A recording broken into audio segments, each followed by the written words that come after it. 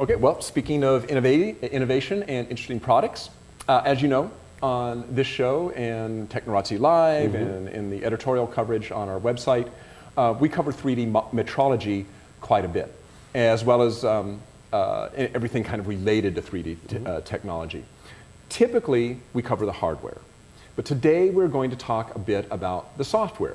Any of you who have ever purchased 3D measurement equipment know that the manufacturer packages it typically with their own data analysis software, point cloud analysis, 3D measurement analysis. And the software is typically more than enough.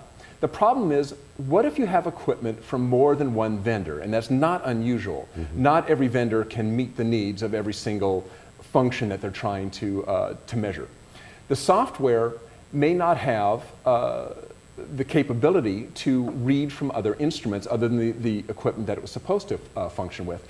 Or it may not have the functionality that you would like to have to solve certain problems. That's when you turn to third-party 3D analysis software, and one of the biggest players in this field is spatial analyzer software from New River Kinematics. Here today to tell us about the advantages for third-party analysis software is David O'Neill from New River Kinematics. Hi David, how are you doing?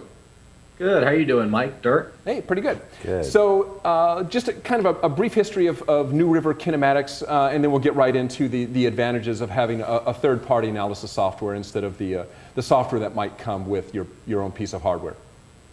Well, New River Kinematics, as the name suggests, we're really an engineering company that does happen to make metrology software. We actually use metrology software early on in robotics-based applications for robotic alignments, and we are spatial relationship experts. That's what we do, and hence the name Kinematics. In the process of doing that, we have developed a device or a software that we felt could take in inputs from multiple metrology devices that we would use or our customers would use and get it into one platform. And that was really the idea. Take any device, whether it be arm tracker, laser radar, theodolite, or even point scanners, and bring them all into one common platform for analysis. And this would include even CMMs, for instance? We mostly focus on portable metrology, CMMs being stationary. There are a lot of great products for CMMs, for part inspection. That's really not our focus, although we do have a few applications with gantry-type devices. Okay, so kind of to get to the crux of the matter then, what is the value of third-party software for doing your data analysis as opposed to the software that comes with your arm, your tractor, your long-range scanner, short-range scanner, etc.? Well, and that's a good question. I mean, aside from the obvious fact that most of them are designed to run one manufacturer's equipment or maybe something just in that same class of equipment, when you think of arms and trackers and a lot of hardwares like that come with standard software, most of it's designed to do just a handful of things very, very well. And they tend to do them very well, and that most often is inspection. Think go, no-go, is something in or out of tolerance. And that works great if you've got small parts or parts that you plan on rejecting and going back later to figure out how to remanufacture them. But if you think about things like in our world where parts are either very large or very expensive and we need to do rework to them, just to make them fit, we can't trash them, then that's where SA picks up where they leave off. More advanced analysis and having to figure out how to make things work.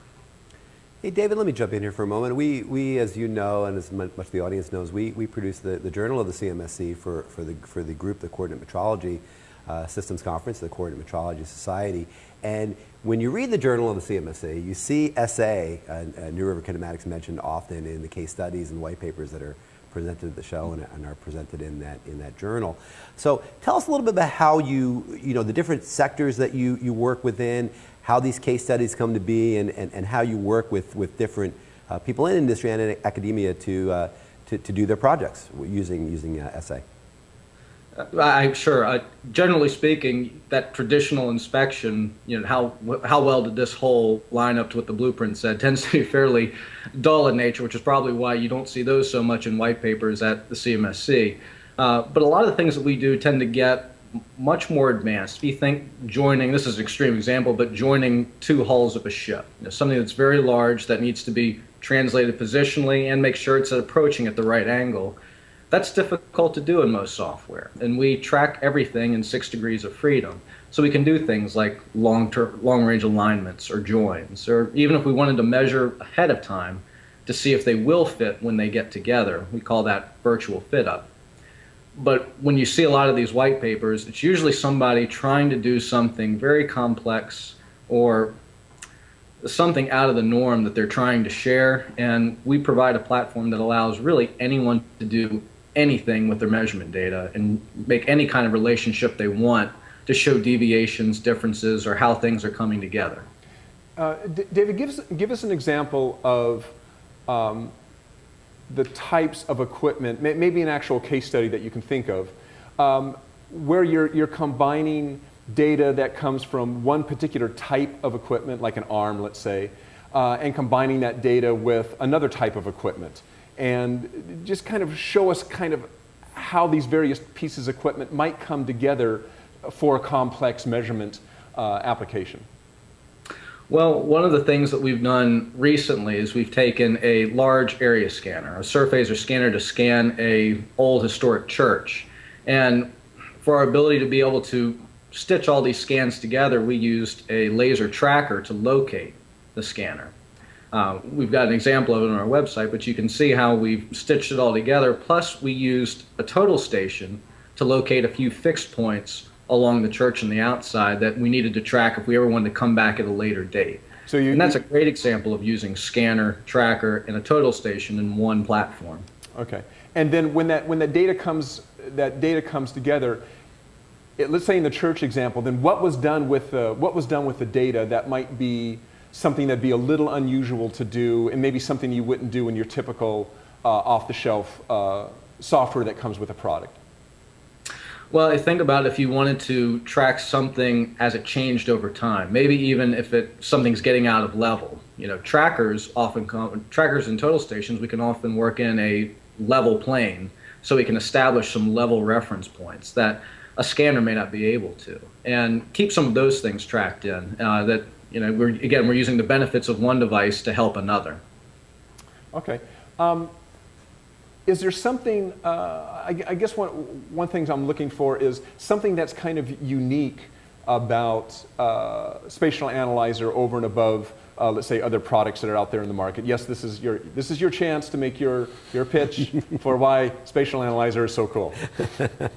Well, one of the things I talked about earlier was if you've got something that's small that you can reject based on inspection criteria, you know, that's very good for most of the world out there. But let's say you're dealing with something like an aircraft wing where it's not a matter of is it in or out, it's how to make it work, right? So we usually take the inspection criteria and not just say does it fit, does it not, but we do what we call relationship fit. And that's the ability to float in all of your tolerances to see if you can make it work, will it fit?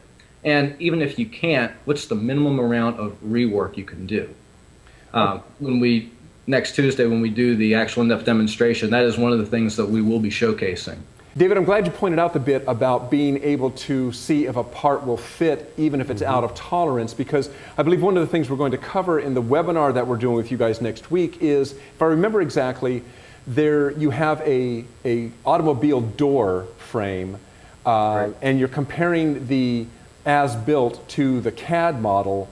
And if I remember right, it would appear to be that the door is quite a bit out of tolerance, but what you show that you can do with your software is that Spatial Analyzer can actually analyze that door and see if it will actually fit given the tolerances, even though some of the key tolerances seem to be out of spec. Do I have that right? Yeah, that's about right. When you think of traditional inspection, it's usually aligned to A datum, B datum, and C datum, and then see how everything else fits. You'll end up with some features that are well within tolerance and some that might be out slightly. Well, what would happen if you were able to float some of those features that were way in? Would that pull some of the others back in tolerance? And that's what we give you the ability to do without having to do a lot of manual work or waiting. We just hit a button and we'll let you know if that part could work or not. Okay, terrific. Yeah, and that's obviously next Tuesday, the 21st. That's at 11 a.m. Pacific, 2 p.m. Eastern. There is a story link on Spatial Analyzer right below the player page here, and you can navigate out through that, right out to the registration page, and you can check out the webinar on the 21st, next Tuesday. So David, we'll see you then. We're going to get into this much deeper with you and Dirk and Todd Birch and talk about these issues then. So we're looking forward to it. Thank you very much, Mike. Dirk. Okay. Thanks, David. Thanks, David. We'll talk to you then. Yeah, good stuff there. It's going to be a really interesting webinar on the 21st. Again, that's Tuesday, 21st at 11 a.m. Pacific, 2 p.m. Eastern.